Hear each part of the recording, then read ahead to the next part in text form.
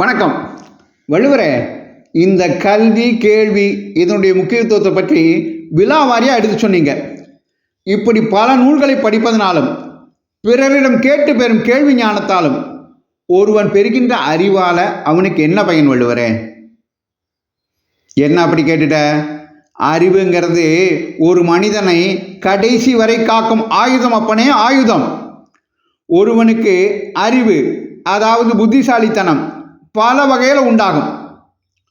ஒன்று, அவனுக்கு இயல்பாகவே இருக்கும் புத்திசாலித்தனம், இயல்பு அறிவு. இரண்டாவது, பல நூல்களை படிப்பதனால் கிடைக்கும் கல்வி ஞானம். மூணாவது, விவரம் தெரிஞ்ச பல அறிவுடையவர்களின் தகவல்களை கேட்டு பெறும் கேள்வி ஞானம். இப்போ ஊடகங்கள் மூலமாகவும் சமூக ஊடகங்கள் மூலமாகவும் கிடைக்கிற நல்ல விஷயங்களும் இதில் அடக்கம். இந்த கல்வி அறிவும் கேள்வி ஞானமும் ஒரு மனிதனின் இயல்பான அறிவை பட்டதீட்டி பிரகாசிக்க வைக்கும்.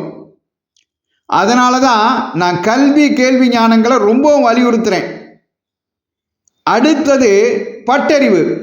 வாழ்க்கையில் அனுபவப்பட்டு கிடைக்கும் அனுபவ ஞானம்தான் பட்டறிவு.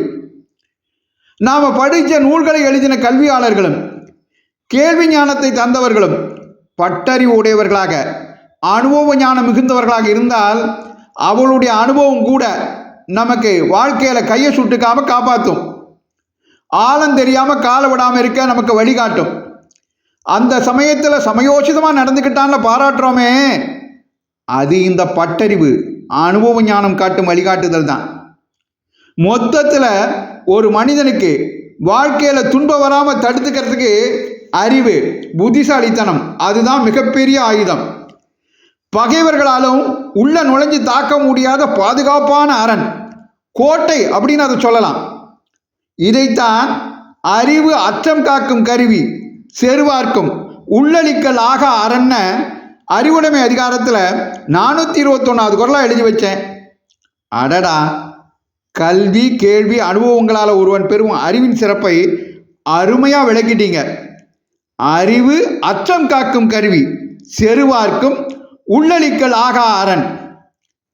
இந்த உண்மையை உணர்ந்து கல்வி கேள்வி அனுபவ ஞானங்களை நம்ம இயல்பறிவை வளர்த்துக்கிட்டு நம்மை துன்பம் அணுகாமல் பார்த்துக்கொள்ளணும் அப்படிங்கிறத எங்களுக்கு புரிய வச்சுட்டீங்க. நன்றி வள்ளுவரே. இந்த பதிவு உங்களுக்கு பிடித்திருந்தால் மற்றவர்களுக்கும் பகிருங்கள். தொடர்ந்து திருக்குறள் தெளிவோம் பகுதியை கேட்க பாரதமணி திருநாடு சேனலை பின்தொடருங்கள். நன்றி, வணக்கம், ஜெய்ஹிந்த்.